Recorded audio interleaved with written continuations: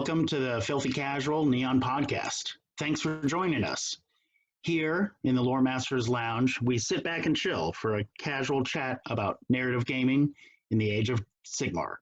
So grab a beverage, find a comfortable place to relax, maybe work on a bit of hobby, and join us. My name is Aaron, and with me tonight across the table is Nuno. Thanks for joining me tonight, Nuno. Hey, folks. In this podcast, we talk about playing in and running narrative events for Age of Sigmar, where to find them, how to play them, and how to run them yourself. The Neon is a decentralized community of gamers and event organizers who come together to compare notes, collaborate on projects, share ideas, and recruit people to play more narrative games. We have a website and a Facebook group, and we're active on Twitter. Yep. Go to wearetheneon.com and check out the menu there. We've got a variety of helpful articles on running events. And again, like those event packs, send us feedback, send us submissions, send us upcoming events that you want to share with the world. Yep. We'll put them on the blog. We'll put them on the blog. We'll talk about them in the podcast. That's what it's for. In this episode, we will discuss using custom generals and bespoke war scrolls in narrative events.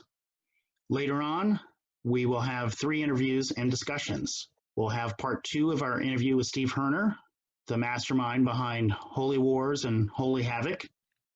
We'll also have part 2 of our interview with Matt Hayward, the brilliant designer behind the custom champion war scrolls for Nova Open 2018 Grand Narrative.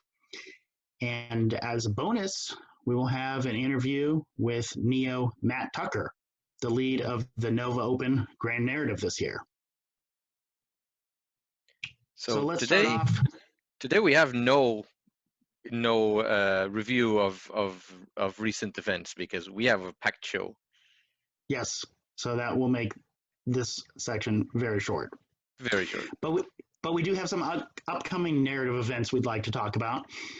First off, in Fremont, California, with Neo James, is the Trial of Champions at the Game Castle, and it is a Warcry narrative campaign, and it's already started, running through February until the end of April 30th. So James has done some narrative events in the past, and he's back, and he's given his group plenty of time to get those games in and lose those convergences and play them several times. There's Warcry also is picking up. Is picking off. People are picking up, and especially for narrative, because it feels like people want to play narrative with Warcry. Yes, and I think the narrative campaign it's hitting the right stride. Again, it seems like more time is better. Just because a lot of more intricate map campaigns tend to bog down with too much time. But Warcry, you need to have time to get your games in. If you miss a week, it doesn't matter. You just keep going. Yeah, I love the fact that it's completely unsynchronized. You can keep playing at your pace, and the other guys somewhere in another point in their quest is brilliant. Yes. So we also have this in New Jersey. Yeah. Yes, in Mythicos in New Jersey, and it is another Warcry narrative campaign. It also started in February 7th and is going through April 7th.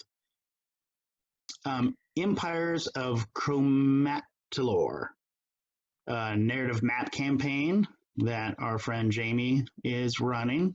He's the man behind the Realm of Plastic website, and has been very productive in the past year with his narrative name generators and for food everything generators. From yes, indeed, and disease generators. His Christmas generators were really good.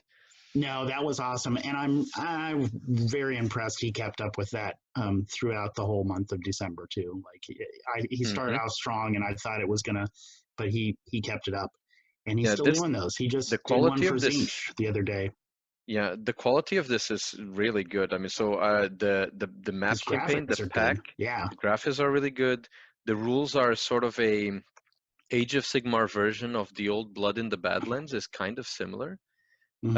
And you have like special locations you can conquer that give you something. You can build special outposts. It has a lot of built-in rules, and he gives a really nice narrative introduction to narrative play in the pack, which Yes, I he think does. is really good for players. And I think it's something that Neos should do as normal. Like introduce your players. What does it mean to play narrative? What do you need to know? And he's doing it is very simple, like every Friday night from February all the way through April.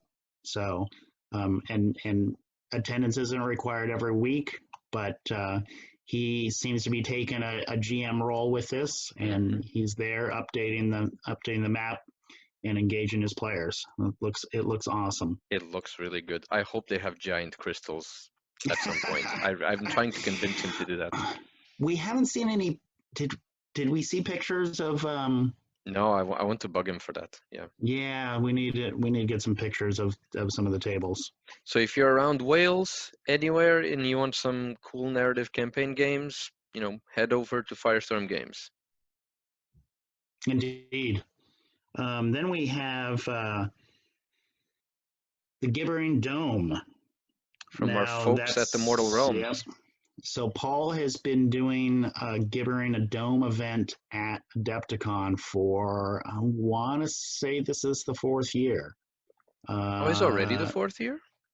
Wow. 3rd or 4th. He's been doing it for a while because I think the first one was like 2017. Nice. So maybe off because I just remember I remember hearing about it around Coalescence, so either before Coalescence or after. But yeah, Adepticon happens every March. But this year they've added a Warcry narrative event. It's in kind of the same setting in the Gibbering Dome, but it's a Warcry component. It's going to be 4 games, and they're going to include monsters and mercenaries, and it should be a lot of fun. The Dogs of Warcry crew is going to be running that, so I think it's going to be Eric getting some of his minions to do all the hard work. No, I love seeing that, and I can see the progress that they're doing on the terrain on Twitter as well. It looks really nice. Yeah, I'm of course I can't ever seem to say this enough, but I was recently talking with someone about the Mortal Realms podcast and how important that show was to me in the fall of 2015. I think we talked about anyway in another episode. But I have to say I'm really proud of what they've achieved. Back. Yes, the Dogs of Warcry show is my favorite Warcry show. And I think the more time passes, the more the whole team is involved. I'm really love seeing that. Mm-hmm. They're now discussing novels, discussing Warcry, playing how to kind of do a campaign, and I'm really loving it. We have another Warcry narrative event in England. It's Warcry of the Roses, and it's a 1-day event, the 19th of April on a Sunday. So it's a friendly narrative event, and it has a charitable component. They're going to be raising money for Darien House Children's Hospice. So that looks really cool. That's sponsored and run by Red Rose Wargaming. So they're kind of on my watch list on YouTube. I don't watch a lot of stuff, but I know I watched a lot of their not unboxing. What do you call it when you tear open a package of Warcry cards? Unboxing. No, yes, their videos have an awesome production quality. Yes. They're really good. They really talk in depth. They go over the plays they make, and their camera effects are really cool.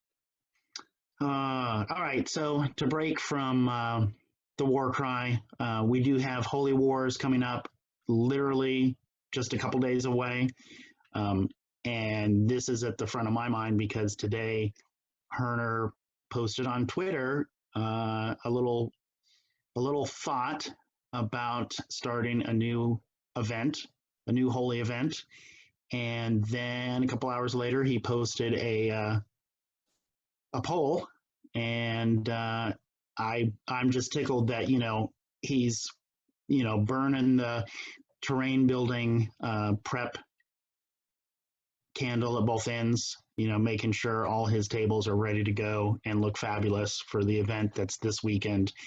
And the guy is spending whatever spare moments of brain energy he has right now to think about how to start a new event. So the lead up to the event is tough always. Yes, it is. But does he still have spots free? Until very recently, he had spots free. So yeah, it's always tough the week before, because there's always, especially when you have an event with more than just a few people, and especially with people that have to travel, stuff comes up. Mm-hmm. Well, we'll see if when the podcast comes out, this might be exactly around the corner. Yes. So exactly. Hope to see a lot of stuff coming out on Twitter of what's happening at Holy Wars this time. And we'll be talking to finishing our interview with Steve after this, in this episode as well. So Realms at War Cog Forts, it's going to be the first weekend of October 2020. Tickets are on sale already, right? Yes. So, and we talked to Steve about that, that it's a lot of months ahead of the event, but already people are excited. People are planning. They even had to kind of put the brakes on things and tell a lot of their attendees, like, before you start building your cog fort, let us tell you how this is going to work.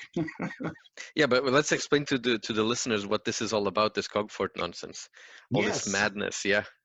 Yeah, so players are going to create their own cog seer, who is going to basically locate cog parts around various battlefields and basically excavate those and cobble them onto this big walking cog fort contraption. And as the event progresses, players will be able to modify and add to their cog fort, and each piece that they add actually gives it different kinds of bonuses. But like Steve said, you can't just add everything onto your cog fort.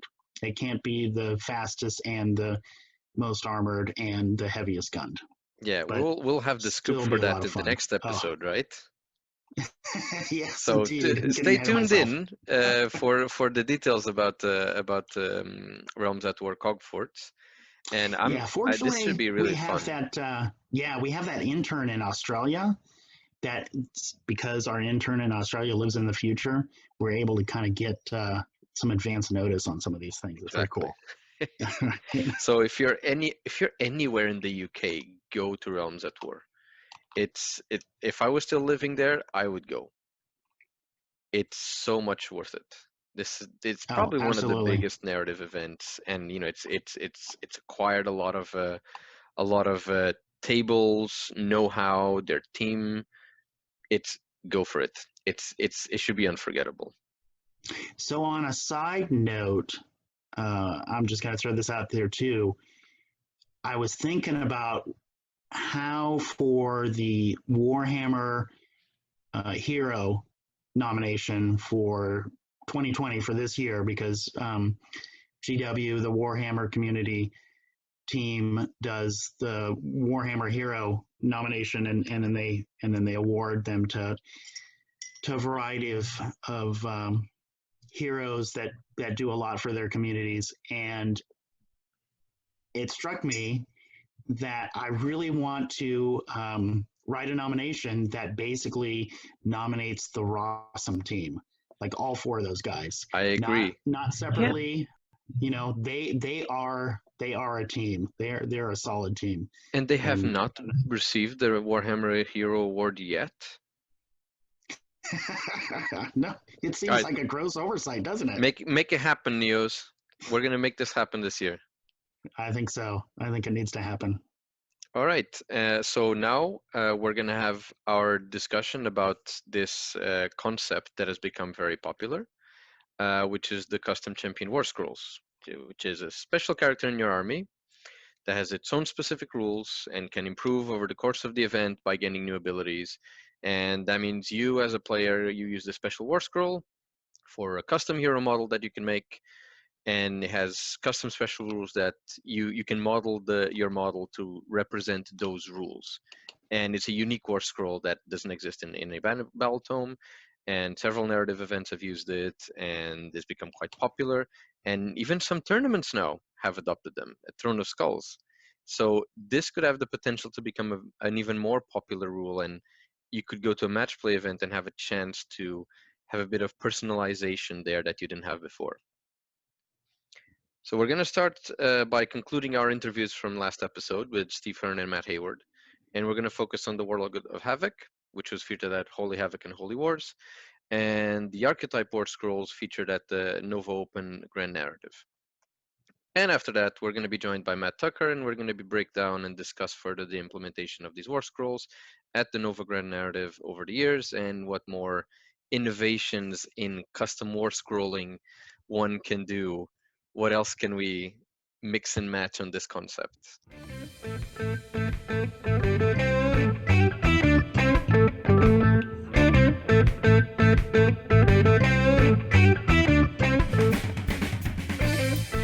do you call it when you meet one of your heroes and you try to ask thoughtful questions? Heroes? Oh, shut up. No way. No. No, dude, you know that I borrowed all my best ideas for Nova from you. Yeah, I do. You did tell me that once before via chat. And I think I was one of the original Neos, actually. Yeah. Getting a lot of the Raw guys, Realms at War out there in the UK. It was when they saw me at ACON, they came up to me, and it was just I was overwhelmed at their gratitude and their joy of like actually telling me how they were inspired by the Holy Wars, which was the first one, and then it all kind of like exploded from there. So yeah, I'm humbled to hear you say that. Thank you. That's very nice of you to say. Well, I mean, the more inspiration people can get, the better, because in many places you don't know this is something you can do. More narrative-oriented gaming, or even just break out from certain specific battle plans. To have that awareness. It's like, oh, there's this big thing that some people are doing. Can I do it too? Right. And we our journey to what we are today is a very interesting one, because it started in the end times, because that really became the catalyst. That was the catalyst for everything, was the end times. During the end times, that was a very particular configuration of Warhammer interests, at least in terms of organized events. Yeah, there was I remember. Interest, yeah, it was interest and hatred here in the U.S. I mean, there were a lot of it was interesting. So the warlords, the custom warlord war scroll, this became super popular now. So like the Nova's done it. I want to start doing it in my events. Or Steve Wren has also done it in Warhammer Achievements. This caught on. I think everyone who's doing narrative is applying this very successfully, I believe. Yeah, in their own way.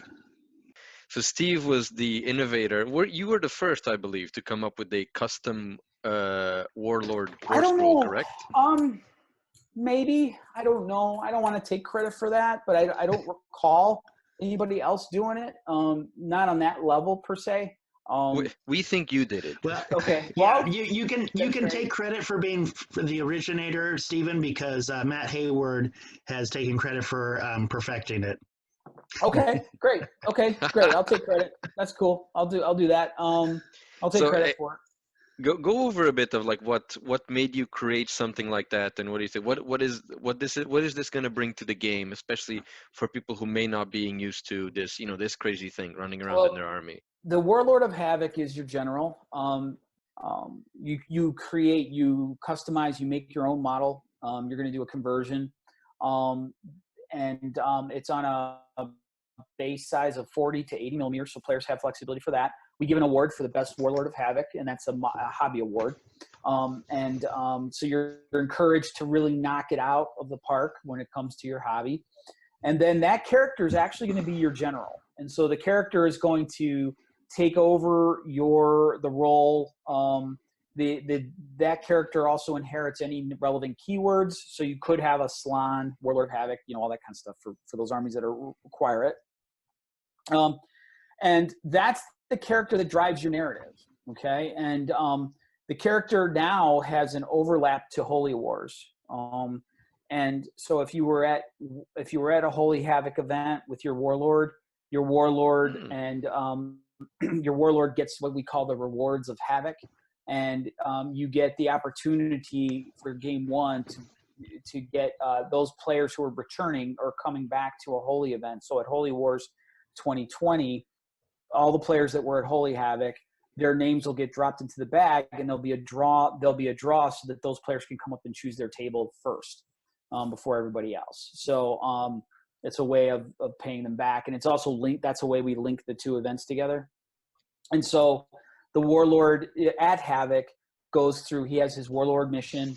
He has special things that he needs to accomplish. He then upgrades. There's an upgrade tree. Now, the original design for the Havoc Warlord scroll was a weapons and armor upgrade. And then through talking things out with Tom and Vince, we came up with the idea of kind of more of a kind of a Dungeons and Dragon-esque kind of thing. And I reviewed it with Reed as well, who's a DM and runs a lot of different campaigns. And we kind of like layered in some of that kind of thought process into the development of the character.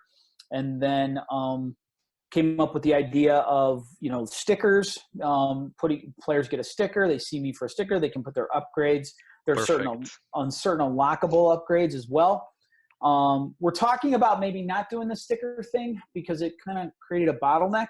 Maybe doing more of a list, and then like a hole punch might be a little bit quicker, or a check off where like I put my initials on it. You give me your sheet, you tell me what you want, I sign it, instead of me sifting through a bunch of stickers. It gets to be a bit, although the sticker thing, everybody seems to enjoy putting stickers. Well, I think we are all doing it. Yeah, well, there you go. So the sticker is brilliant. It just but I like that innovation of the hole punching, because it's literally, you're creating it's almost like a board game piece. You're creating a new way of introducing a gaming element, a physical gaming element, and how to do it more efficiently. Yeah, and in the early days of the Warlord of Havoc, it was a challenge. One of the things we wanted him to do was we wanted him to be able to take down a Maw Crusher. We wanted him to be able to, not be just one punched off the board either. So he was very, very beefy. He was very powerful. And what happened in that first year of Holy Havoc, I overheard a friend of mine, Chris Broska, from Minnesota, and we were hanging out. We were outside. It was between rounds, and he's like, "Yeah, no, it's great. It's great having a good time." Steve, he goes, "I just wish I could play with more of my toys." And I looked at him. I'm like, "What do you mean, Chris?" And he's like, "Well, the Warlord is just so uber powerful. He's just taking off. He's taking this off. He's taking this off." And I thought, that's valuable feedback. So I knew that I had an issue with the Warlord of Havoc, and we need to fix him.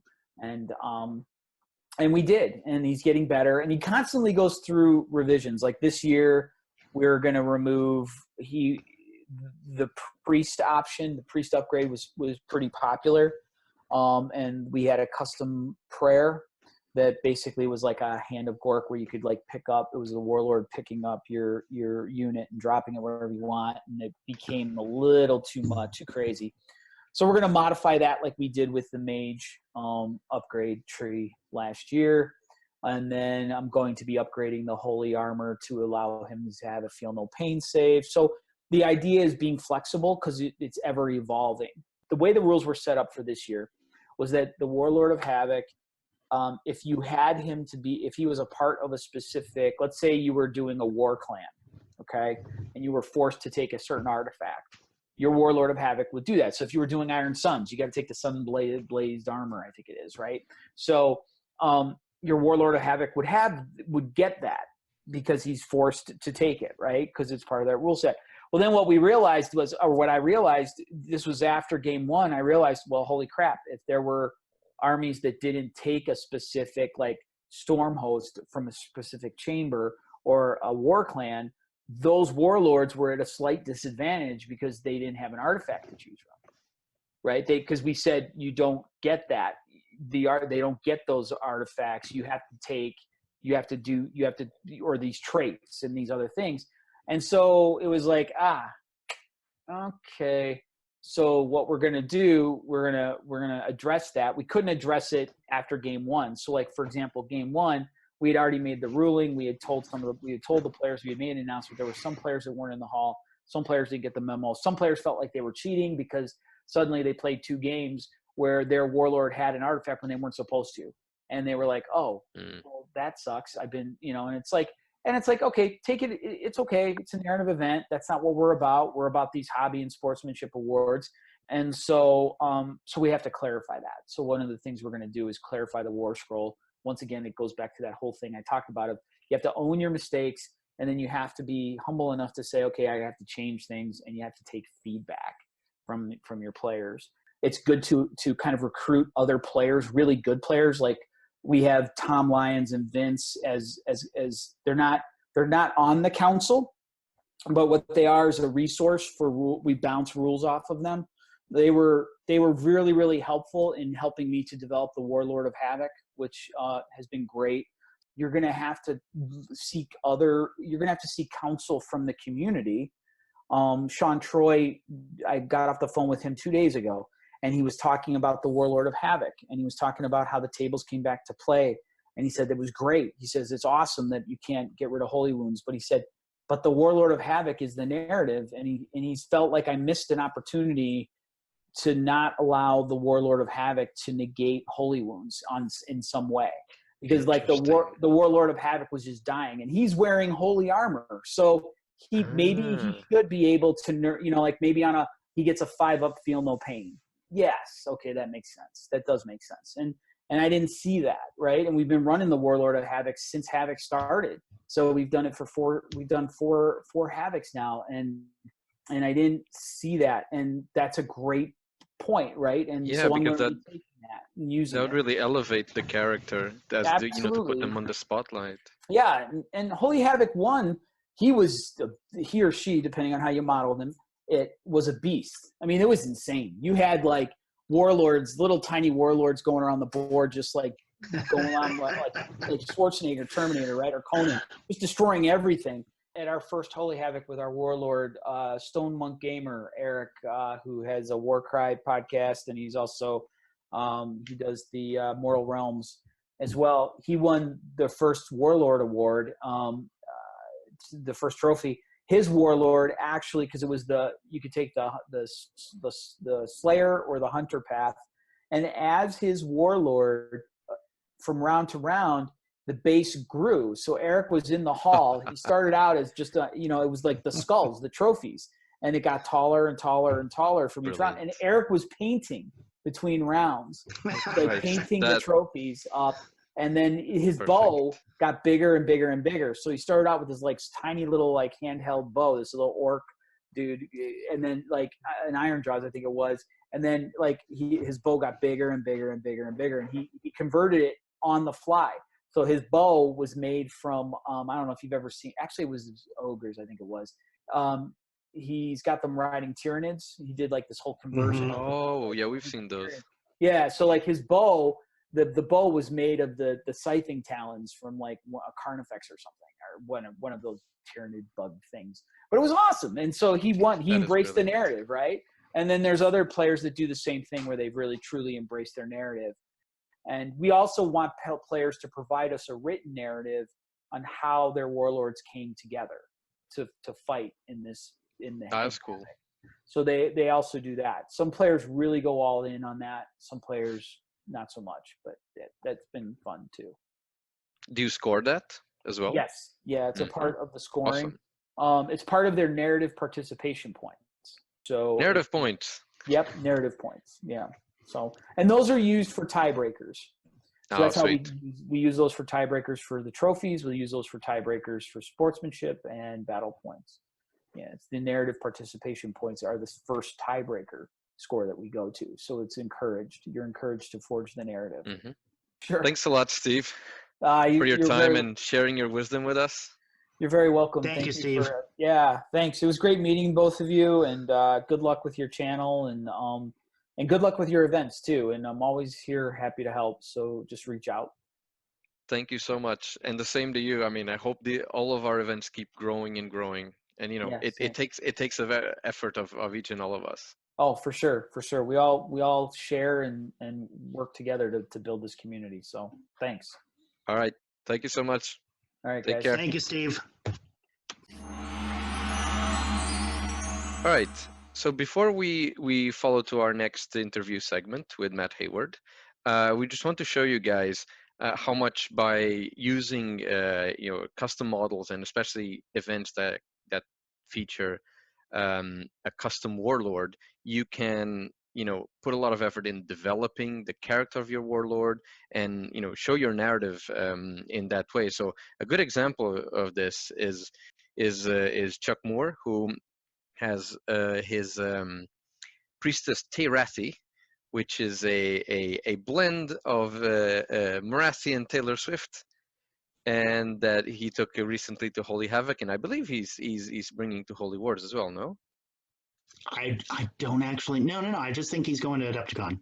I see. I don't think he's going to Holy Wars, but you just kind of blew my mind a little bit, because I was like, oh, and now I have even more of a reason to follow everything that happens on Twitter this weekend. Yep. Now he's been doing a lot of this, so he has a concept in his mind, and he's been developing his concept.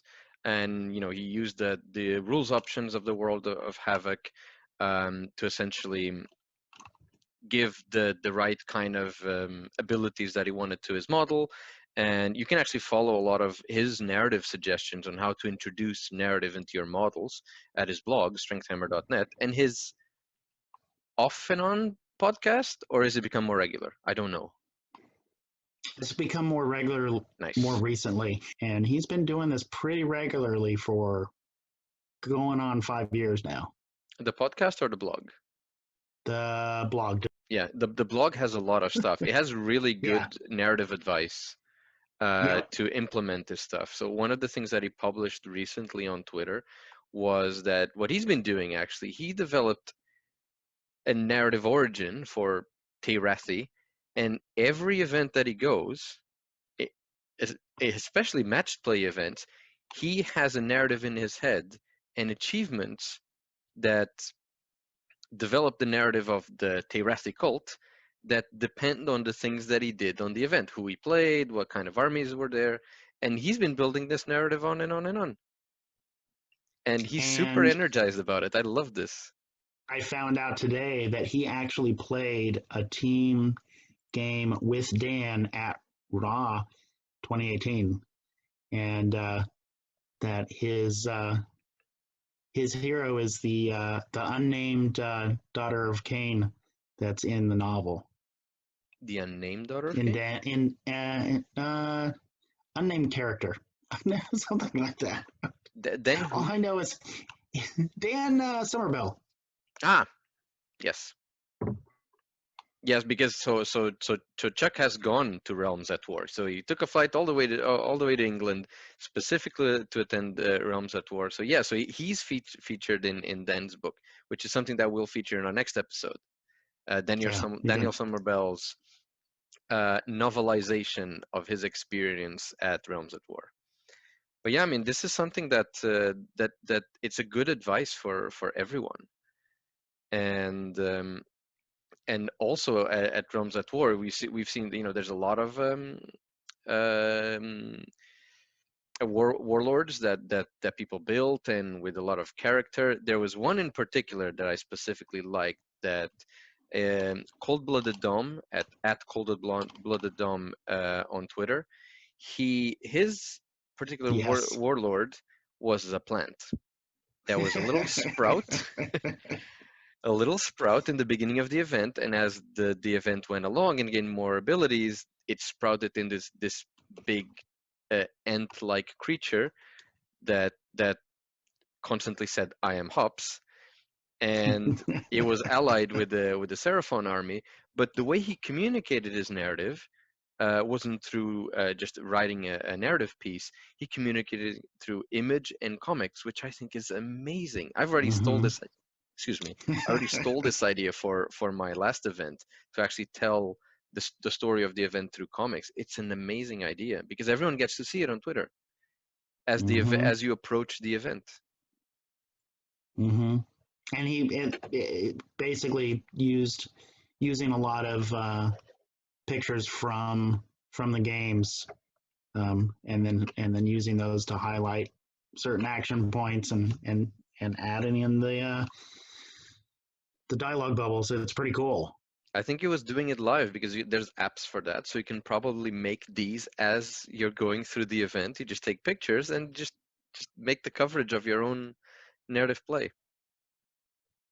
You know, I thought he did that all like he was a cartoonist. You telling me it was just an app? I don't know. I know there's an app. I've got it now. I haven't tested it fully, but there's an app. So there could be a trend now. I hope so. I mean, this would be pretty cool. It is cool because I think it, and again, you know, we've kind of talked about the dynamic between narrative as storytelling and narrative as what hobby you're doing, that and how that is represented on the table. Yep. So the visual aspect of narrative, you know, because a lot of people, you think of narrative and you think of words and sentences and stories, not necessarily graphic representations. But yeah, this is awesome. I mean, it's And all right, and we're now following up with our conversation with Matt Hayward about his experience of using Warlord warscrolls at Holy Havoc, and then he's going to follow up with his design ideas of how he implemented the concept at the Novigrad narrative.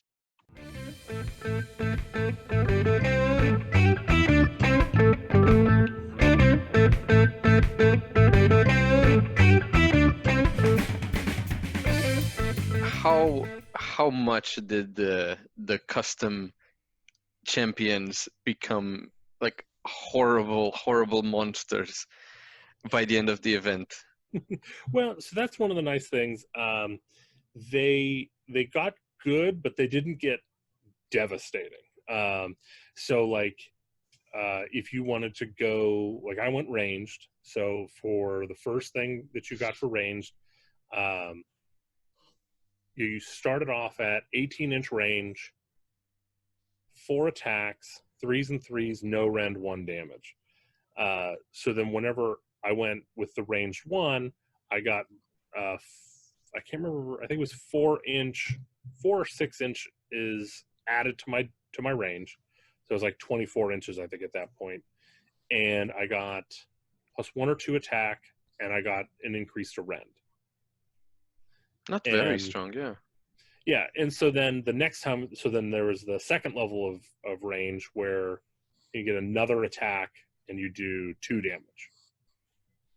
So now you're doing a lot of damage, but you're not like, it's not the end of the world, you know? Yeah. They all have a save after the save, so they stick a little bit.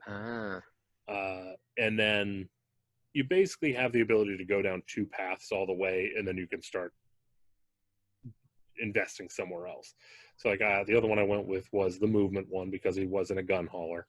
So he had he went from a 6-inch move to a 12-inch move, and he was able to run and charge or run and shoot.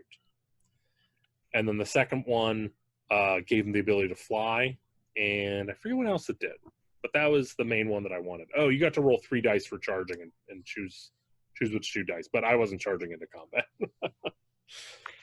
Would you have put more abilities in there? So did you feel like it needed more choice, or it needed more upgrades as an expert? Well, like I said, I mean, it's each event you kind of have to think of like, what do you want your champions to do? And so I felt like this was an event where the goal was to have your army still be the star and have that that champion to be kind of that bridge that says this is what makes your army a holy war or a holy havoc army. It was, like I said, it was fun and it was interesting to be able to customize. But at the end of the day, if they weren't there, it wouldn't have ruined the event. Mm-hmm. It just added to it. And kind of like as an overview of that, and for instance the war scrolls that you've designed, like, well, what's your overall opinion on, like, you know, what's a good mix of these, you know, the creating the experience of like the custom war scroll, like a custom commander or champion? Well, like I said, I mean, these guys, I don't want to sound like I'm talking down on them in any way. They're a lot more like basic compared to what I made for Nova, but it suits the event because you're already worrying about 100 different rules from the table on top of realm rules, on top of realm spells, and if you had to worry about like a complex warlord, it would just be too much at that point. Yeah, no, it makes perfect sense. Yeah, I think the level of complexity that they were at was perfect for the event. No, where do you think? I want to jump in and ask, where do you think this kind of trend is going? Because this is, I mean, the champion thing has been developing for a few years now, and it seems like it's becoming more common with different events.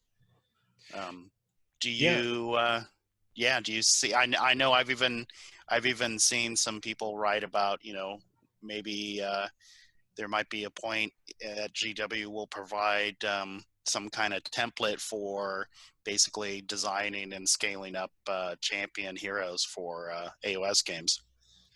Honestly, I could see them doing it, but at the same time, I would prefer to see them not get involved with that.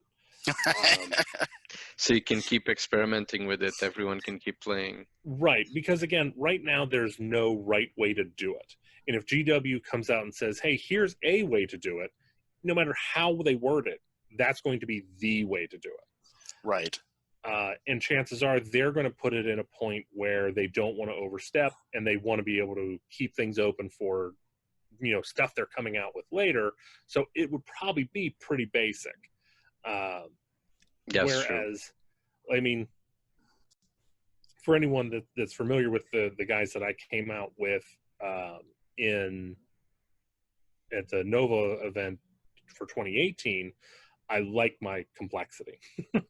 And I like it as well because it helps you. For instance, you want to create that type of character, and what I particularly appreciate is that your character gains an experience, develops specific powers, and you only gain experience because you do specific actions during the game.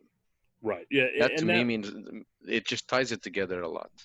Yeah. One of the things that I was trying to do that I feel like I succeeded most of the time, but what I wanted to do was I wanted to come up with these abilities that had a feeling but didn't tell you what to do. So, for example, I forget which one. There was a guy that created a horde, and I'm blanking on his name. That was the pestilence guy. Yeah. So as far as that goes, I made it so you could come up with a number of different ways. Could be a vampire, could be a zombie, could be, you know, my girlfriend looked at the war scroll and was like, oh, I could bring my Sylvaneth and I could have a dryad who's like pollinating these people and like turning them into like mindless husks. I'm like, I didn't even think about that, but that's exactly what I'm thinking of. So like I said, there was a lot of times where I was trying to inject kind of that narrative feel, but without telling you what to bring. I mean, when the rule creates an emotional response, especially if you can interpret it in multiple ways, I agree. Yeah, I mean, like we were talking before we started rolling about the Meek escorted. You know, I was trying to capture that feeling of like, say, like Rasslin from Dragonlance, or even Bilbo from The Hobbit, where they become where they start off as a burden, and then become the central focus. Because like at the end. Oh, he was so gross. Yeah.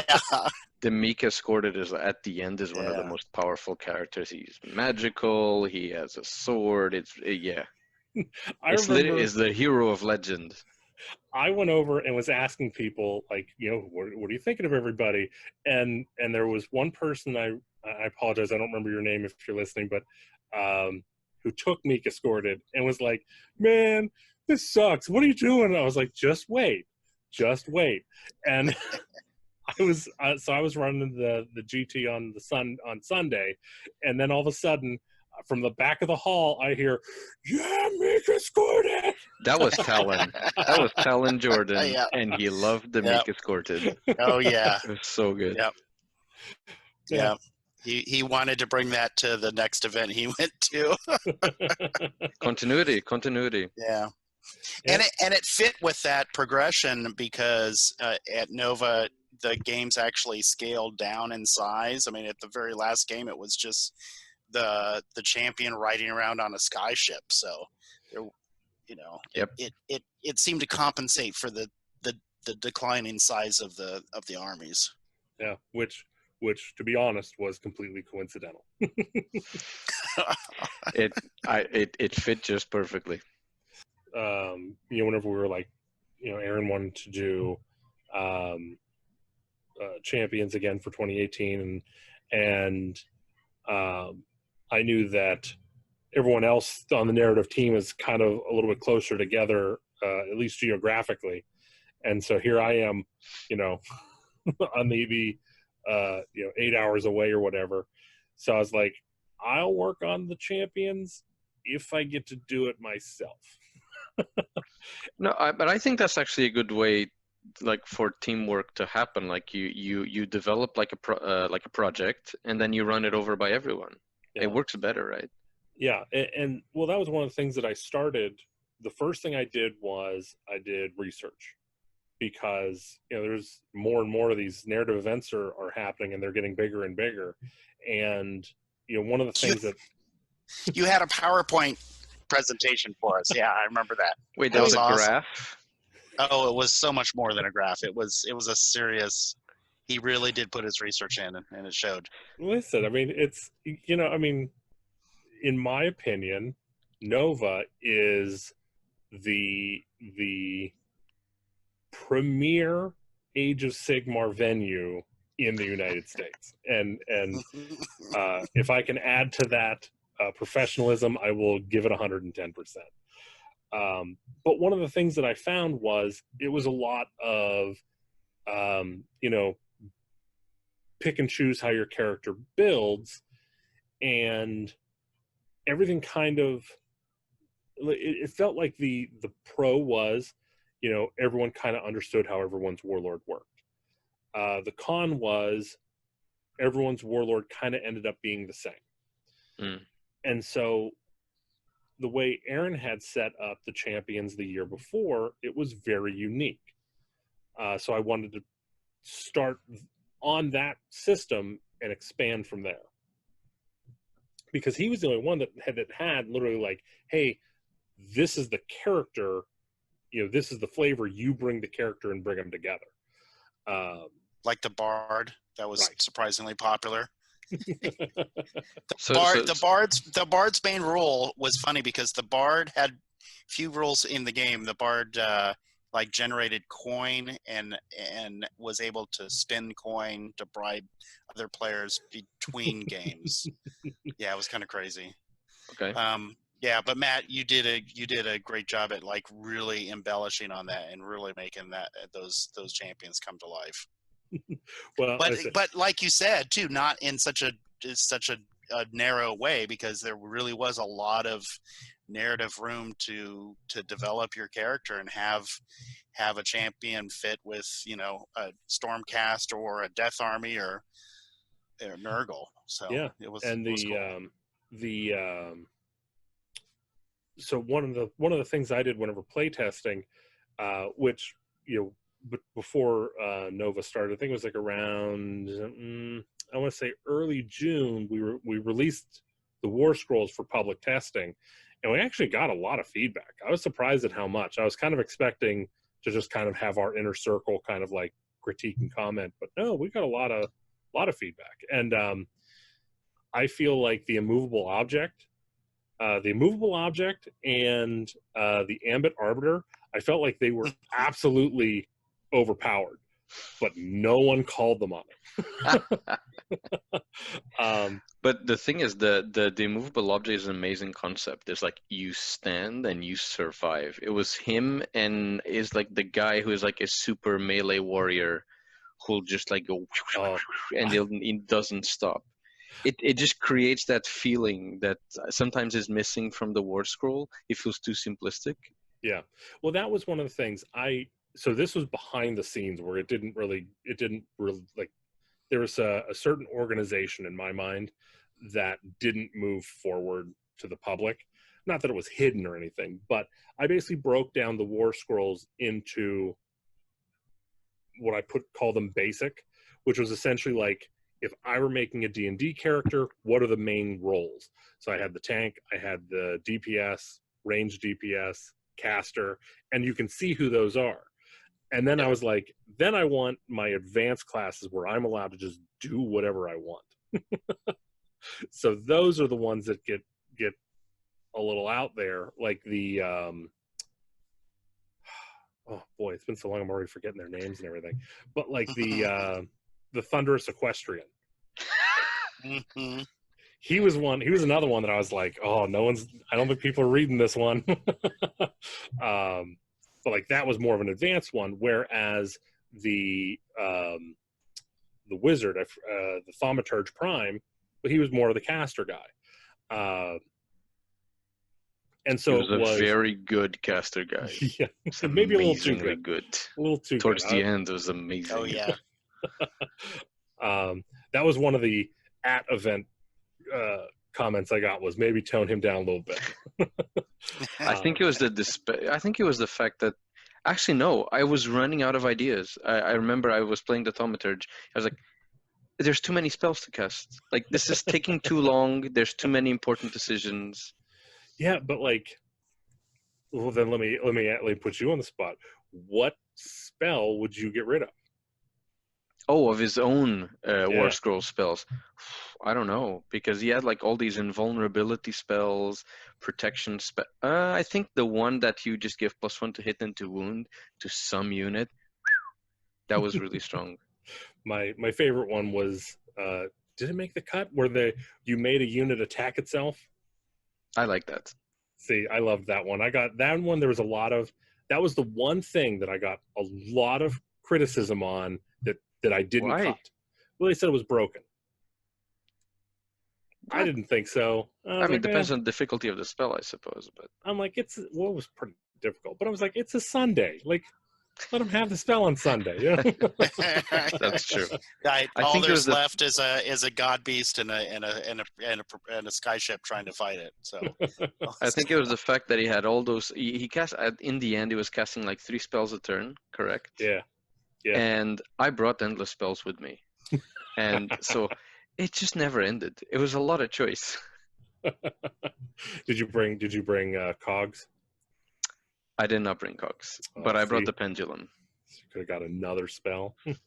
No, I didn't bring neither the cogs or the whirly wind. I forget the name. Balewind. Oh boy, that's a good combination.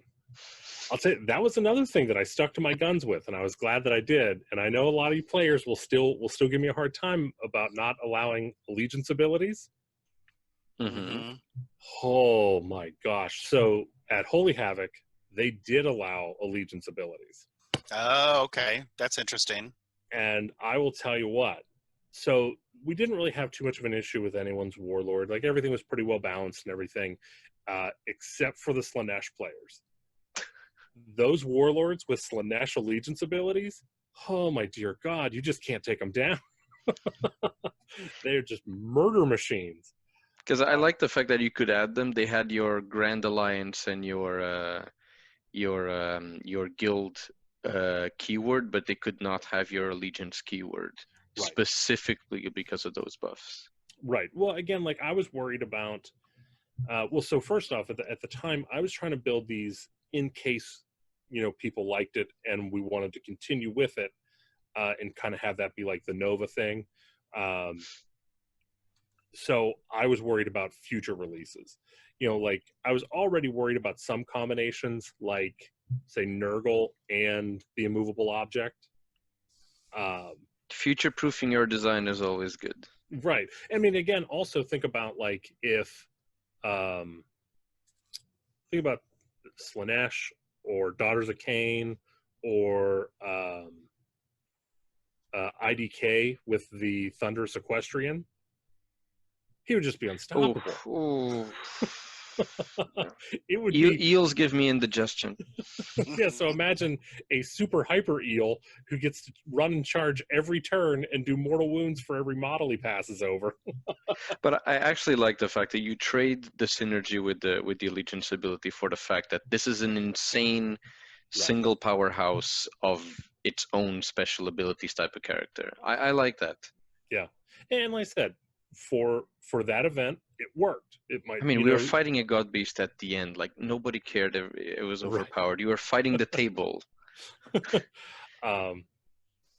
So one thing that was real funny is what was his name? The war chief. The I can't remember. He was real big in debuffing. Was this the Cthulhu guy? Yeah, that's the tribe. That's gonna drive me up a wall.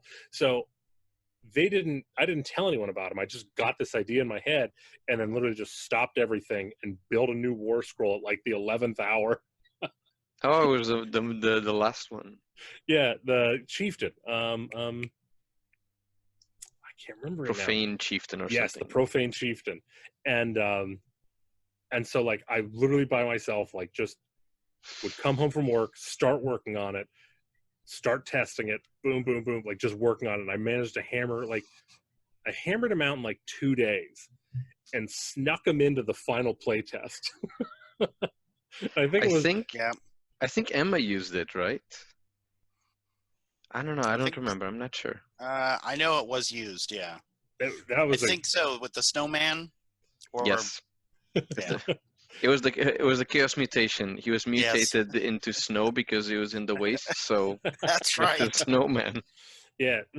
See, the problem is like I go, oh, that one's my favorite, and then I think of like the SORDID Confidant. I'm like, oh no, that one's my favorite. I'm not sure that one was played. I would love to have seen that in the battlefield. There was one person that chose the SORDID Confidant because whenever I was going around and asking people, I was like, oh my god. Yes, it was. Was it Paul?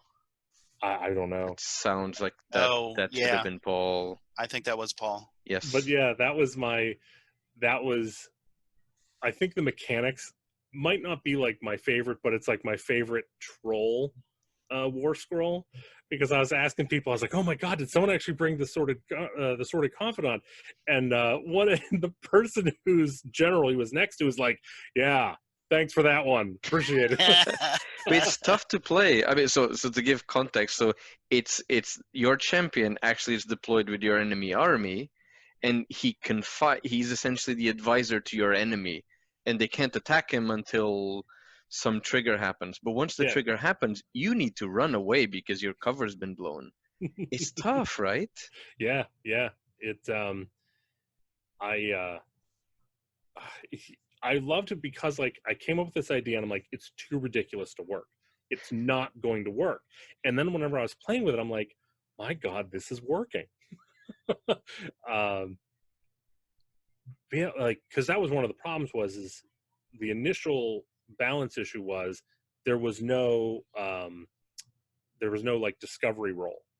So he just sat there the entire game, and I was like, you need to be able to have something to fight against it, or it's just going to feel like you're just being punished the entire game and you can't do anything about it. And Oh, that's whenever, it nullified command points, right? well, so basically what it was is it started off with whenever your general would use a command ability, you could roll a die, and I forget exactly what the results was, but you would nullify the command ability. And eventually what would happen is he got abilities where not only could he nullify the command ability, but then he could give another command ability. So like one of the ones was you could, if you countered it, you could then choose to issue a retreat command to a unit within 12 inches. And then the unit had to retreat then and there. It's perfect. It's perfect. If you couldn't tell, that my inspiration for him was Worm Tongue from Two Towers. Yeah. And that's the thing. You think the Sordid Confidant, it could be some sort of, witch woman that bedeviled, the enemy general, or it could be a Worm Tongue-like character. Could be all sorts of things. Yeah, I tried making it so it could be like one of the ones that the model I actually used was a Night Hunt model for that, and it was just basically like the general was possessed, and so then that's like, again, that was one of the things I was just super pleased with how it turned out, is I could see it being all these different things. No, I think the fact that you can put your own imagination, and it became a hobby project, right? We had an airship as well, but there was the make your own custom warlord, and these are the scrolls. There you go nuts. That is one thing that I don't think I've ever actually addressed, but I do want to take a minute and say thank you to all the players who actually ran with the idea. I saw some of these generals and I'm like, oh my gosh, like they put in so much time and effort and they looked so good and they were so creative. And it was like, it was weird because it was like, why? It's just something I came up with sitting here in my couch, So you thought I'm just going to use some old model that is slightly different that I already have lying around. I mean, in retrospect, of course, people are going to put time and effort into their hobby and show pride and everything. But it was like, it just still boils down to that, like, it's just some weird rule that I came up with. And just to see people running with it was just, it made me so happy. I can't even tell you. I mean, it's the right crowd. People respond very much to it. Yeah, definitely. That's anyone that is listening that hasn't been to the Nova narrative for Age of Sigmar, you are doing yourself a disservice. I have to say, I'm pretty happy that I was dragged over there, Aaron. And it was both the airship and the champions and the champion model, top notch. Yeah, I'll tell you, Aaron, I was whenever you were like, oh, we're going to do champions and airships, I'm like, it's a big ask. I don't know if people are going to be happy, but no, I will. I will happily say I was wrong on that one. And I it mean, was busy though. We had how many? I'm trying to remember how many players we had that was engaged the whole time. I think, because now it's 2 years ago. I want to say like we had 22 players, and only one player didn't have an airship. Like, we had one player who's like, you know what, I don't know what to do. And Brian's like, that's fine. I got something. You can use the Hoda from my 3D printed war mammoth. But everybody else brought, even though we had a couple of people that were like, it was Rebecca where she's like, I don't know what to do for an airship with Sylvaneth. And then she crafted together this, in a matter of She had no idea at first. Are you kidding me? Yep. Her airship was amazing. And then she listened to a song or read a poem about the wind in the trees, and that inspired her to make. And then she won best airship, I think. Wow. For the hobby award, yeah. And people also brought the models that they've done for some champions last year. They brought this year again. Yeah. Oh, wow. Yeah. We had another custom hero this time. Right. This is more Build a Bear. kind of type of. They all had the same sort of choices, but you could really build crazy things. Yeah, I heard a lot of good feedback about that. If you build them for ranged, it became almost a war machine. It was very odd. It was very powerful by the end, but the end was a siege with this ridiculous. Was it a bigger siege? It was a bigger siege battle than last time. Yeah. We had like 28 players in the siege, and it was like 18 feet long. We were so efficient in the siege this year. It was amazing. Oh yeah. Last year we're all still getting used to it because you need to play really fast and you're fighting like all the players in front of you. This time I was really impressed. Yeah. I was surprised by us. Yeah. That siege wall, that is something else. Yeah, it's like a calling card, I would say. I mean, and it was an investment by Matt and the folks of at his store, no? No, so just because every podcast that I get on, we end up talking about Nova, doesn't have to mean that. Listen, I got to rest on my laurels. I don't know what's Yeah, well, and I'm part of a team that may be trying to do a coalescence thing in the spring too. So keep that in mind, Matt. I may be pinging your inbox with a favor to like maybe look at revising not all of your champions, because I think that would be overload, but I was working on them actually. I'd been working on them to try to kind of fine-tune some of the things that I thought maybe were a little bit needed some tender love and care, but I haven't tested them either. Yeah, it's a little rough. It's a little rough. It probably would have been wiser for me to start with maybe 8, but I couldn't imagine cutting any of them at this point. But everyone was happy. Yeah, no, because the thing is, it gave everyone an opportunity to try them, because it was narrative. Game masters are there on the fly to do course correction. So right. Yep. And we had, I think there was one player that, that decided he really didn't like the champion he had chosen and wanted to start a new one, and did, and managed to level it up too, playing enough games. I mean, there were players that were like, can we just play one extra game in between rounds? And it was like, sure, give you a good chance to earn some coin and scale up your hero. Yeah. No, it worked pretty well. I remember so I was having a hard time coming up with the champion for oh crap, I forget what you changed it to. The one guild where it's kind of like the Merchants Guild. It was like, I forget what it started as and then shifted to something. I forget which one it was, but it was. I do remember that shift because some people were confused when it shifted to. But it didn't matter. It didn't matter. So this was the one where there was no specific model representation. Prior to deciding to go with the Warlords, the point buy system was on the table. It was one of the options that we were looking at as well.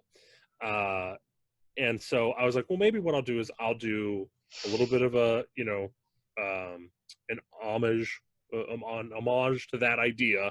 And I made it so it was the backroom negotiator. Oh, yes, but was that war scroll ever finished? Yeah, it was done. It was finished. I'm not sure I got my hands on that, because there was a version that was not finished because it was like half filled. I was like, oh, okay, this still needs to be filled in. But I'm not sure I ever got the one that actually was finished. We had the actual war scrolls at the event. So even though it wasn't in the primer because we had a print deadline, remember we had a printer at the event, so we were able to actually print out. I remember. Yeah, the war scrolls just in time. Yes. Yeah. So actually, I'm looking through the files right now. There's a lot of. Oh, I know who to ask. A lot of different revisions. Version 1 of him was this super in-depth, complicated way where you were essentially working with the backroom negotiator to hire mercenaries. And so then the more acclaim that you had gained, the more points you were able to put into your mercenaries. So you could either build a bunch or build one super guy or whatever. And then I showed it to the group, and like everyone, even including the people who were championing the point buy system, was like, this is a dumb idea. And I'm like, but by the end, I honestly think version 2 actually turned out to be a little bit better. I need to take a look at that, because I think one cool thing that you could do, maybe this is what you put in there, is actually literally you being able to use Triumph and Treachery abilities. That would have been a good idea. What I ended up doing was I ended up going with something simpler, where it was basically you could ally in monsters at a much cheaper rate. That's nice. And like I said, I felt it was a little weak, but at the same time, I wanted to have that option for people who didn't have that inspiration for a champion. And they could be like, listen, I have a couple chimeras in the back. I'll just bring them. And, I don't think anyone took him, but not sure. I need to take a look at that war scroll. Yeah. Actually, I want to suggest that to Tucker, that I think a good system to try would be the bring a monster, tame it, stick a howdah on top. Like, make a system to do that, to put a hero on top of a monster that you tame. Oh, here you go. Go full Pokemon, and everyone brings a monster, and the monsters are put on the table, and you have to try and capture the different monsters. And you could then call them as a summoner. Yeah. Look at that. Hope you're listening, Tucker. What suggestions do you have for players who have never tried a narrative event, or the crazy rules that we sometimes use, but may be curious about attending? I mean, if you don't, you're really doing yourself a disservice more than anything else. It's, there's different ways you can look at it. I know some people that look at, these narrative events where it's, where they go, okay, I'm tired of the competitive edge. I want to come over here to narrative and just have some fun. And I know other people who go, I can't stand that competitive stuff. I just want to come here and have fun. And then, of course, you have events like Holy Wars, where it's this is a narrative event. I got to compete my hardest. It is an absolute blast, and I feel like a lot of times it does end up kind of in the dust, and I think that's unfair. It has so much to offer, and you just have to try it out. No, I mean that's the whole point. The more people talk about it, the more people have to see that this happens, right? Right, and it's one of those things where you have to come into it with relaxed shoulders, because you're going to have this moment where you're fighting against somebody, you're worried about getting the double turn, and then the TO is going to put a Maw Crusher on the table. It's not about winning or losing. It's about the bizarre interactions that you're not going to see anywhere else. I agree. And I think having the games masters always helps, because if there's any course correction that you need at any point, it can happen. Yeah, and that's actually another thing. On the other side, if you don't have anyone in your area running narrative events, run a narrative event. Yep. I mean, don't let it be intimidating. Start from the ground up. Figure out what you want to do. Figure out, do you want to do a story? Do you want to do just matches that are just crazy and you just want to see if you can do it? Just do it. And if you get into a situation where something doesn't really seem fun, you can just change it. I mean, it's just do whatever you need to do. Put the Maw Crusher on the table, Yeah, if the games master provides all the monsters, then yeah, it's easy. Yeah. You don't need to bring that Gur monster of the realm rules. It's there. Absolutely. Yeah, there's nothing to lose as long as everyone shows up with the same. Again, it's just like the GT. Everyone, in order to have fun at a GT, you have to understand everyone's there to win. Not at the sake of sportsmanship, of course, but same thing with the narrative. Everyone's there to go, what happens if I do this? All right. Yeah, thank you, Matt. Thank you for joining us. Thank you so much, man. Hey, thank you for the opportunity. It's our pleasure. All right. Have a good night, guys, okay? Take care.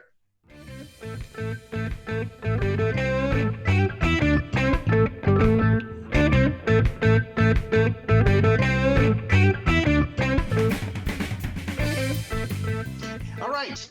So here we are tonight, blessed to be graced with the presence of a Neo beyond repute and renown, and someone who is also very dear to my heart, Matt Tucker. I think you got the wrong person, man.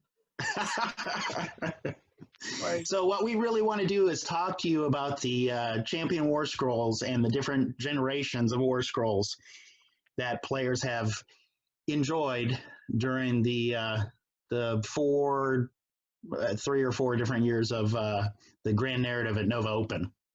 sure.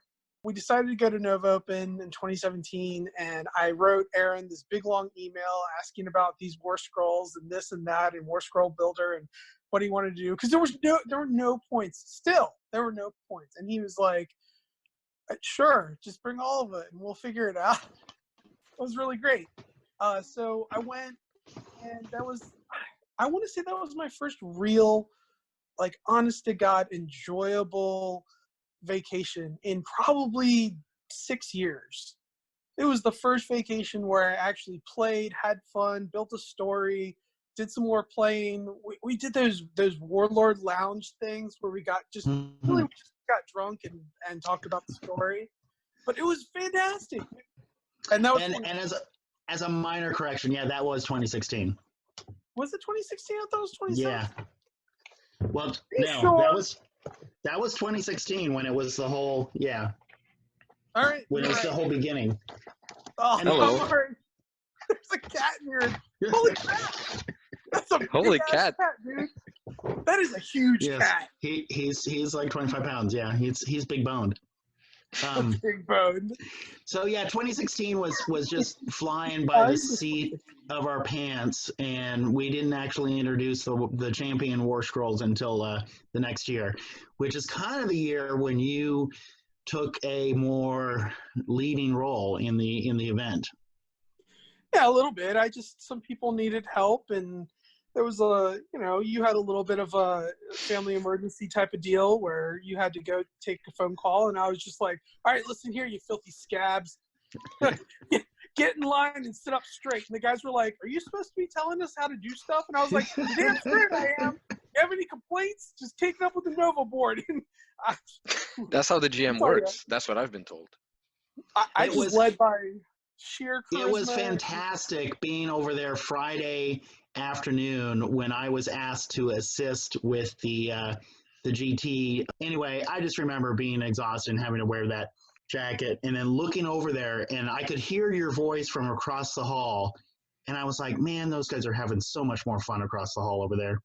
Oh, yeah, it was great. I was just talking, and people were listening to me, and all of a sudden, I was a TO. You roped me into it. In fact, I think you catfished me is what you did. I deputized you. Yeah. You were like, yeah, I'm just gonna go over here and mess with this this tournament for a little bit because they need me. And then you like looked over there and snickered, and I was like, yeah, sure, no problem. Like, Yeah. I was like, no problem, man. I can definitely help. Well, I think it started because it may have even started in 2016 where I just said, hey, I need to get everybody's attention. And my voice is going. And you're just like, oh, I can get everybody's attention with my voice. I was like, get over here. You're just like, Age of Sigmar narrative over here now. That was great. But I saw you lose your voice as well over time. Was it this year, like 2019, Matt? Nope, I lost my voice in 2018, and it got super deep. It was like, "Hey guys," it was great. And then the next year, people were like, "Oh my God, this is your real voice? You sound like Reese." And I was like, "Yes." So did Well, the 20s was that so the one where you started helping did already have the who came up with the idea of throwing the Warlord War Scrolls at Nova? Oh, for the first time. Definitely. Well, which I borrowed, you know, pretty much wholesale from what Herner was doing at Holy Wars, and then just there was a point when, you know, I started hearing about what Ming and the other guys were doing with Raw, so because they had just done something. Pokemon. Yeah, right. Yeah, exactly. So no, for 2017, I think that was totally Steve Herner for the most part. I got the idea from him because I had to have the primer done by like February, and I was like, instead of one champion, I'm going to have 3. And they were also Herner's one had like development paths, but yours were like archetypes already, right? They were archetypes already. They did have some development. So basically what you did was I called it coin and acclaim. So I was really into the yeah, I was really into that. So I was like, players would earn coin from, like, you know, capturing treasure chests on tables and doing various achievements. And then they earned acclaim by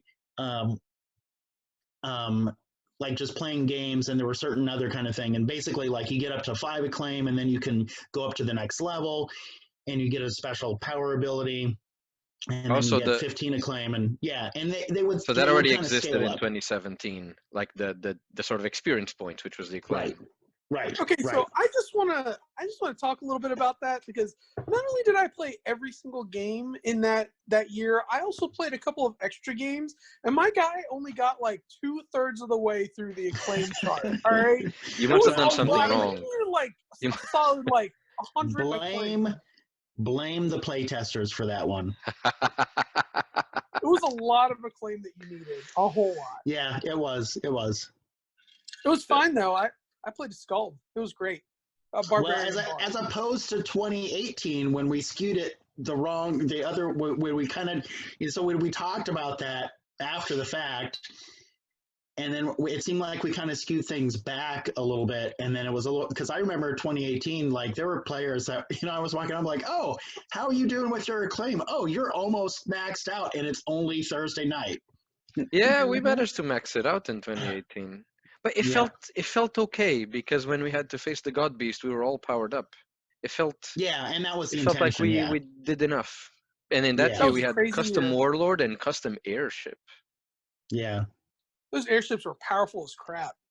Oh, I had to depower mine because it was not being a good game for my fellow players. And I mean, we were fighting the God Beast. I wasn't fighting any other player in the end. Who cares? I had to depower it. So what's funny about that year is that on Sunday we were assigned GMing wise to 2 separate tables, and half of the players were assigned to one table where they were supposed to attack the God Beast, and half the players were assigned to the other table, which was my table, and they were supposed to do. Nobody told me. Just nobody said anything. They were like, "Wait, so you were the ones fighting inside the God Beast brain, and you were winging it." But what I did have, though, that I don't think anybody else did, I read and reread and reread. Uh-oh. Sorry. I didn't mean to. No, keep going. Filthy Casual Podcast. You're done. I'll start again. I read and reread and then reread again all of the lore for the God Beast that what's his name wrote for us. Who wrote that? Ben Marshall? Yeah, Ben Marshall wrote all that. Yeah, Ben Marshall. And he also did the voice. Yeah, he did the voice. And so what I did was, for like, nobody else read it that were like, they read it but not past like the 3rd or 4th post. So I would just wholesale just tell them what was in the post from my memory, and they would be super happy. They were like, oh my God, I'm learning all kinds of stuff. And I was thinking in the back of my mind, I was like, yeah, this was all in the post, guys. What are you doing? But nobody read the pack. So I was just making stuff up, and one guy wanted to like capture some god beast meat to eat, and the other one, like there was, like Renee was running her mushroom lady goblin thing, and she just wanted to infest this thing with mushrooms, and I don't know, it was great. So when did people? So it was in 2017. Did people already kind of invest a lot in the customization of the model of their warlord? No, Oh, a really? lot of it was really just bring an extra model that was a hero, and then we'll let you know at the time of. But then in 2018, it was more like, hey, Yeah. bring a special customized hero that represents who you want to be. You know what I mean? That kind Well, of thing. also keep in mind, 2017 was all we used paths to glory. We didn't use points in 2017. Also, we Interesting. didn't know. I mean, we kind of knew about the custom wars, leader in 2017, but most people didn't when they came. They were like, Right, "Oh, it it's an was- extra hero, cool." It was I see. it was a pretty new thing. I mean, this was 2017 was like we're looking at the second GHP had just come out. Yeah, I So mean, think about it it this was- way: we were in Advanced Dungeons and Dragons age at that point in time. It was absolutely, it was No cutting points. edge for its time. Do you know what I mean? It was a good effort too, Aaron. Let me tell you. No, it was. I mean, I- everyone's doing this now. So it was. So Steve Herner started it at the Holy Events. It was Nova the first one to adopt it right after, or right after, a few I don't know. years after. Maybe. Because Achievements has it. Throne of Skulls this weekend apparently has it as well, and I think it's a GT, right? It's not a narrative event per Yeah, se, right. and it has a It's custom GT. warlord as well. Mhm. So this is literally like narrative hijack of the GT. I like where Hey, this is going. Look, if the GT wants to become more like the narrative events, then hey, what are we to complain, right? Nothing at all. Imitation Yeah. is the best form of flattery, right? Yes, Or however yes, that's- and we don't get into to debates about who was first or how many. Yes. Um, Well, the reason but- I was mentioning was not really about who was first. Is this how much it started building on itself? Nova, then Right. Achievements, then the Midnight Tomb earlier this year. No, late last year in Warhammer World. I mean, no, that was Achievements. Midnight Tomb, I'm not sure it had one, but people are using this now all the time. Yeah. It's a great idea. I think there's a lot of people who actually prefer it because you can tell a story. Because if you're not really into kind of the narrative while you're playing, you can put the narrative on your model. You can tell a Yeah. story with the model. People really like it. I like it. So how Yeah. have you seen like the responses of people like over the 3 years that you've had? Wait, we haven't talked about your version of the War Scroll, Matt. The Build a Bear version, which is what I call it. Yeah. Build it there. Well, here's what I did.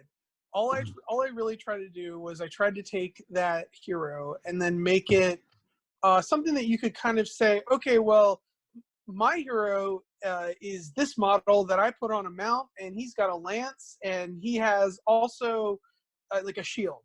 So what do you have for me? And I can say, no problem. I have rules for that. No matter what model you have, I had rules for it. So if you were sword and board, I had rules. If you were a halberd, I had rules. If you were like 10 foot tall with freaking wings, I had rules. Yeah, that kind of thing. That's all I think really wanted. what is good is because it feels like, I mean, I think it was pretty well balanced. There are very few things that were a bit kind of off and took things into a bit of overpower. Very few, very very few. And I think you've cracked the code on how to price a war scroll. Maybe Well, how to build a war scroll from scratch by points. I did actually do that. That's not I did tone it down a little bit after Nova. I used it again, that same exact system for our FLGS's league, and I toned down a couple of things. Like I made sure that damage it went from either 1, 2 to D3 instead of 1, 2, 3, and then I made the number of attacks not exceed 3, and then that pretty much made it so everything was hunky-dory. Like they were it was no better than a 160 point hero at that point, Mm, no matter interesting. what path you chose. And then I only let them for the casters, I let them cast 2 spells, dispel 1, and what did I do? Oh yeah, I gave them a free endless spell. Yes, I had that That's one. what I I had did. that guy. And that was a little bit, I mean, that's how I changed it, by the way. Like when I ran it at Nova Open, I was really afraid of casters taking off and really being the big thing, so I underpowered them a little bit. So at the end, you guys could cast 2 spells, dispel 2 spells, but you didn't have, all you had was Arcane Shield, Mystic Shield, or Arcane Bolt, Mystic Shield, and whatever spells you have available from your battle tome, which at that point was not the greatest for most people.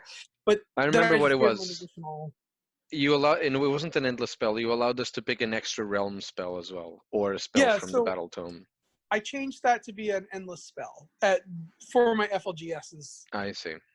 And then, That is nice because then you see endless spell models on the table. and they're pretty good.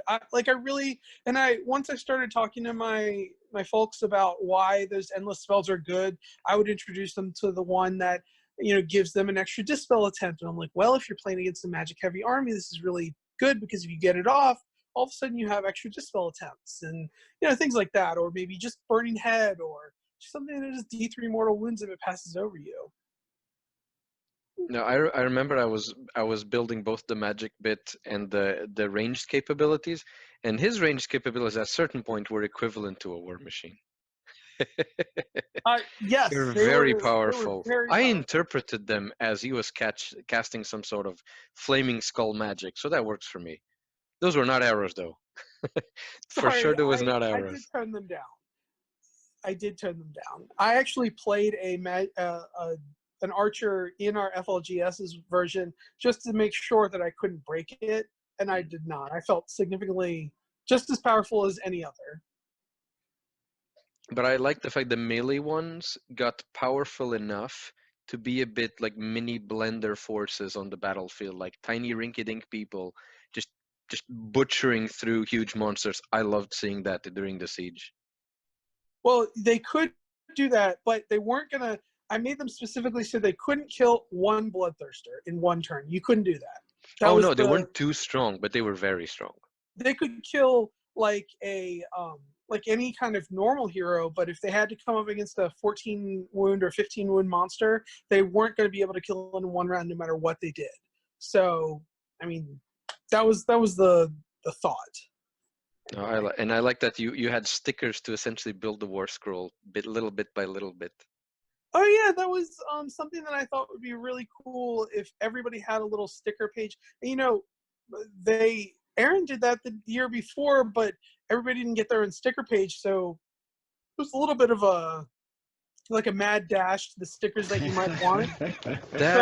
I now understand. That is actually a really good idea, that you don't have to bother like the main table of the Neos to get your stickers.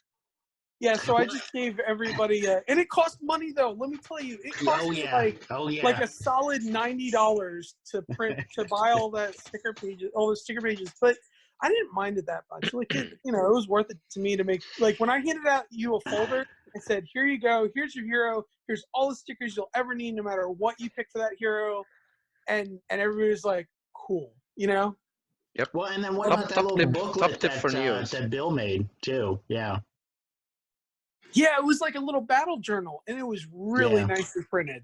I really liked it. It felt very professional, the whole thing. Because you guys then took part of it to kind of as a score sheet, no? Or Yes. was a card? No, it was part of it that we took as a score sheet. And this time I told Bill, I was like, dude, your whole vacation is wasted doing spreadsheet stuff. I want you to play in the event, and worst case scenario, I'll just make all the numbers up and just whatever. No problem. I want him to play though. So how has the reaction exactly now, especially that you're talking about Bill? He got so involved this time. He should play. You guys have seen like the reactions to players, like over 3 iterations of Warlord War Scrolls, and people got more involved. Like, so what are your feelings on this? Well, when I told people that there wouldn't be a Warlord War Scroll this year at 2020, there were some negative reactions. I'll tell you, it made me really kind of tear up a little. So is that what is that what you're doing? There's no warlord this time? No, there's no Warlord this time. This time Ooh. they're bringing a free monster. I see. Yeah, that's true. So we're going to be in the realm of Gur. So they'll be bringing a free monster, and then everybody's going to get the same monster profile. Everybody's going to get the same monster profile, but then you'll be able to roll on a chart after games to get power-ups. So it won't be like more, it'll be less of a choose-your-own adventure and more of a, hey, you might get lucky or something kind of a deal. But still a hobby project to bring something different.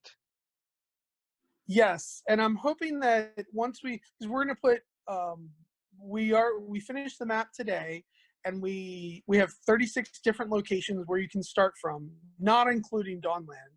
If you're from Dawnland, you can start from wherever, Jade and Vine Jungle, or, wherever it is that you started in Dawnland. But if you want to start in Ulgu, then, I mean, not in Ulgu, shoot. If you want to start in the Realm of Beasts, then you'll have a bunch of different locations, and then you can tailor that to where your monster's from. Are you going to use the rules that that Warhammer Community published for like the Beast Wars type upgrades? Because they published a lot of that stuff, but never really got much traction. But they had some cool abilities. What we're going to do is we're going to look at that, and then we're going to say, okay, well, that's good, that's good. That ability would break the game, so that's out. That one's nobody would want, so that's out. And we'll just essentially tone it down in some places and ramp it up in others, and then use, maybe make that a little skeleton of what we want. Take it, change it slightly, and then use it. Well, let me give you an example of the one of the towns, cities, and settlements that we are going to introduce for 2020. For instance, there's the Raspberry Vine Monastery. It's like this monastery in this distinct mountainous region that is surrounded by chaos, and it's run by this Archbishop Raspberry Vine. And the temple, the actual monastery, is a huge temple that's dedicated to Sigmar, and he was a great wizard, but he turned into a priest of Sigmar, and he claimed the land to shape it and protect all of what he calls the innocents. So he gets a lot of stragglers in from, escaped slaves from the Slaves to Darkness, and people who, maybe just lost their way and need a sheltered home. But he's supposed to be this strategic genius because, as I said, he's completely cut off from the other lands in the area, and he's surrounded by chaos. So he has to use the land to his advantage. He has to actually use Gur to help him win battles against chaos. And against, chaos in its forms, like, for instance, Khorne will just throw themselves bodily at you. So he'll lure them into traps and this and that. So if you were from that region, then you would be, maybe think about being slightly underpowered, but then trying to use terrain to your advantage, that kind of thing. And how much will the sort of like the monster upgrades that you can build the monster essentially how much you want in terms of hobby? How much do the monster upgrades reflect what you can build in the monster? Like, can you reflect the evolution of the monster during the event as it gains upgrades with like magnetized monster bits? That would be awesome. If somebody has that, then yeah. What we're going to do is we're going to play test it in our current FLGS league. That's how we normally do it. We'll play test it. Well and then done. if it Good. works out well, then play we'll use tested. it. But we're going to play test some random upgrades, and then we'll play test some things where we choose upgrades. If we can see what people have modeled on their monster, and then that's what the people choose as their upgrades, then we'll allow them to take that as their upgrade. So for instance, if you have wings but you don't have flight already, we may give you that as an option. We'll say, well, would you rather roll randomly or would you rather take flight? If that makes sense. Oh, I see. But every single location will have quests associated with it and things to do. And once you achieve those quests, then you'll be able to, you'll get in-game bonuses and maybe even out-of-game bonuses as well. For the monster itself? well, either for the monster or your army. But we're thinking for the monster, kind of to might make them more powerful for a game, or it might make them more powerful for the siege. Yes, there will be a siege, folks. Oh, There's no, always. So is this a there staple will of the Nova Open now, right? there will not be a siege. There will be 2 sieges this year. Ooh, Yeah, we're going to try to interesting. run a Friday and a Saturday night siege. Because This is ambitious. Is this the 3rd siege? The 3rd year yeah. that the sieges ran? Yep. So the first year we used Brian Orban's terrain, and it was great, and I was really happy, but I really wanted to build my own wall. And then once Justin entered, he was like, "Hey, do you want to go halfsies on a wall?" And I said, "Yes, I do." So That we wall spent was a amazing. crap load of money. Well, thank you. So we spent a crap load of money and got a big old wall. We painted it all up, and then we ran with that. And then this year we're just going to try and add to it, just to make it so that everybody has a little bit bigger of a starting point, like a little bit larger area that they can deploy in. Interesting. I want to ask more because I want it to be more of a surprise. What exactly are the places that are going to be attacked? This is going to be fun. Well, it depends on how the story is, because any of these. So let's say if the chaos invasion works really well, like, chaos players are really winning a lot of their games, then all of a sudden, maybe we might be able to say that the last bastion is that Rasbervine monastery, and that's where the siege will take place, where these plucky individuals are, trying in vain to hold off against chaos wards. Or if the Umberspire people have successfully engaged most of the realm of beasts, then perhaps this is the last bastion of chaos that's going to be defending the all points gates or something like that. Nice. It's all based on how well you guys do. So you're building it. You're building it to be dynamic on purpose. Yeah, it's not going to be it's not going to be. Not even choose your own adventure, but yeah, that's I don't know, that's like the beauty of a narrative event too, is you can have the players involved and help shape the way it turns out, which yeah, is absolutely. how it should be. Yes. And yeah. not to mention, right now our FLGS is doing a league, and that is going to change our map slightly, but during Nova, whatever happens during Nova is going to change that map tremendously.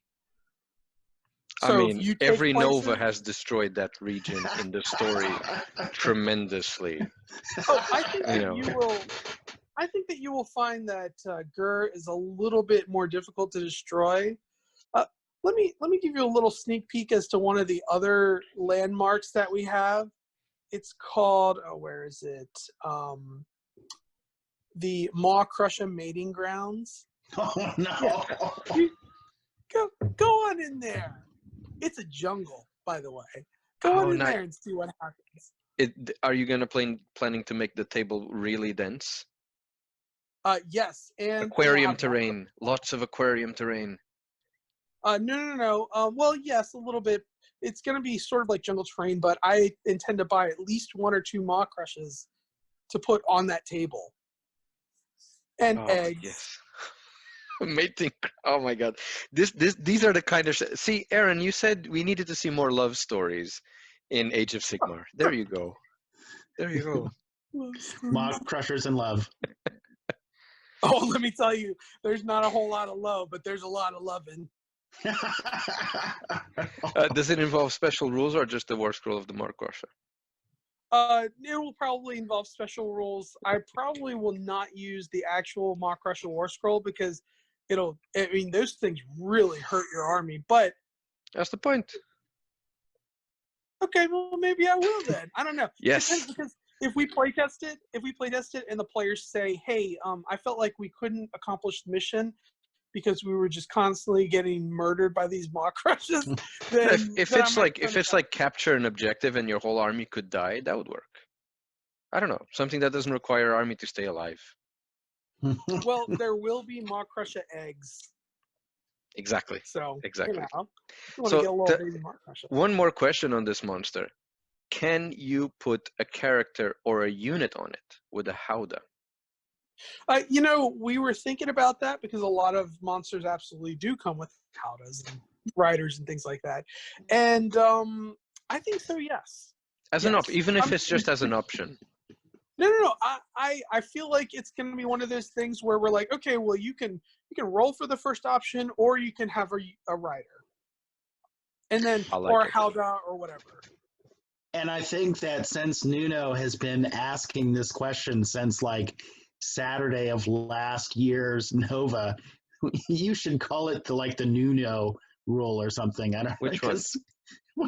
No, I think it was like you were like ever since Nova didn't even end last year. You were like, well, what do you guys think would be cool if you had like monsters? And then Matt's like, yeah, monsters could be cool. And then you're like, and then could we have Howdahs on them so our characters can ride them? Dude, this is it's a sellable idea, man. You can make GW totally if you're is. listening, make a supplement. You can you can take this. You can put your own unit that has your own war scroll. You can put any unit you want on the monster. Make a rule like a wounds limit that you can put on it. Done. Where was that? Endless where combinations. was that event with the guy who had the giant turtle with the fort on it for the bone splitters? Remember that? Was that at Nova or another event? 2017? No, it was another event. I think it was at Raw. There was a guy who had like a giant turtle model, and it had a giant fort built on like a stockade fort on the back. Was that the God Beasts Raw? No. I think it was even before Deepkin. Okay. No. I mean, was it the Raw that had the God Beasts? I think it was, yes. Okay. They had a fort? I didn't remember. Yeah. Excuse me. How do you guys feel? It feels like Nova is innovating. War Scroll, War Scroll Champion is done. Next custom War Scroll in Monster custom War Scroll. So Yes. do you feel like every Nova is going to innovate thing. on like a custom hobby project?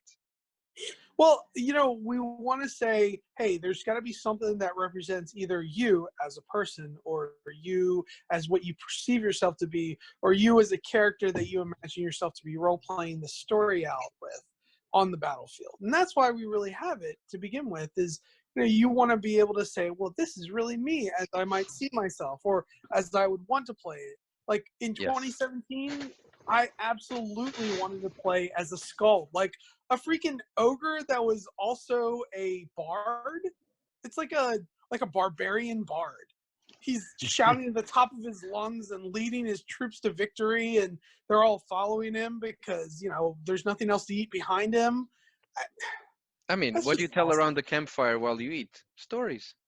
Exactly. And so the challenge this year, Matt, that I don't think you've actually answered, but maybe now's the moment. Is there going to be any awards for costumes at Nova this year in the AOS Grand Narrative? I didn't plan on it. I'm sorry. Here's a little. I'm sorry about this, but I'm really just not into cosplay that much. You don't need to be. Here's the thing: if somebody dresses up, then I'm sure we can. I don't know, reward them in some particular way, shape, or form. Maybe it might not be, something that you hang on your wall, but it'll absolutely be something that they remember. Plus, I intend to take another picture of everybody together, and if you're in a costume, then you look really cool. I think there should be a neon award. Maybe we could have a contest. We could tie Steve Foote into this, and he could be one of the judges from afar. Sure. We could make it last for like a long period of time, so people could go to different events and kind of like compete for the best costume. Because if not a lot of people participate, it doesn't really work. But if you do it over a long period of time. Plus, I want to make Chuck really jealous while he's over there at the GT, running the GT, looking over and seeing all of us in costume. Unless Chuck appears in costume. You don't know that. Chuck might win it. He might. He has I a very could strong see him entry. as the scion of Morathi. Like he plays a mean witch elf. For His sure. G-string game is strong. I'll tell you, last year, the first time I saw him last year, he was like super duper sweaty. I mean, the most sweaty I've ever seen a person in my life. He was like, yeah, I just came from the gym, so you probably don't want to give me a hug. And I was like, no, I absolutely want to give you a hug. And that was the correct decision right there, because the man had some pheromones on him. Some women were looking over at me like, do you have the pheromones of a stronger man on you or something? And I was like, yes, I do. It was great. Chuck pheromone stuck onto you. That is brilliant. Yep. All right. Thank you so much, Matt. Oh, no, thank you. It was a pleasure. Let me tell you, anytime you guys want to have me on, I would be glad to We'll come drag on you. anytime. We'll drag you over. You don't We'll need shoot to the drive. shit. You just need to text me. Hit me up, man. Yep. Okay, We'll drink some anytime. beer and talk some shop. Absolutely. All All right. Thank you so much, man. No Good problem. night. Good night.